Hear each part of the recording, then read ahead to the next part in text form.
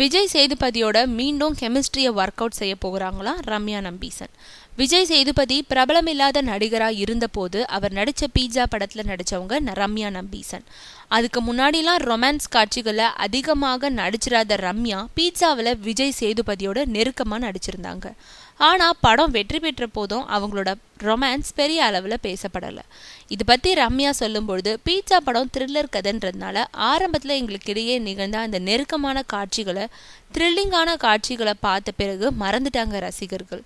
அதனால எனக்கும் விஜய் சேதுபதி கூடயே அந்த படத்தில் ஒர்க் அவுட் ஆன கெமிஸ்ட்ரியை மிஞ்சும் வகையில் இன்னொரு படத்தில் அவரோட நடிக்கணுன்ற ஆசை எனக்கு ஏற்பட்டிருக்குன்னு சொல்கிறாங்க ரம்யா.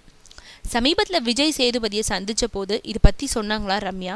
அதுக்கு சந்தர்ப்பம் அமைஞ்சா கண்டிப்பாக நடிப்போன்னு சொன்ன அவர், சினிமாவில் எனக்கு முன்னாடி கதாநாயகி ஆனவங்க நீங்கள், இருந்தாலும் பீட்சாவில் எந்த தயக்கமும் இல்லாமல் என்னோட இயல்பாக நடிச்சிங்க, அதுக்காகவே நானும் உங்களோட மீண்டும் நடிக்க விரும்புகிறேன்னு சொன்னாராம் விஜய் சேதுபதி.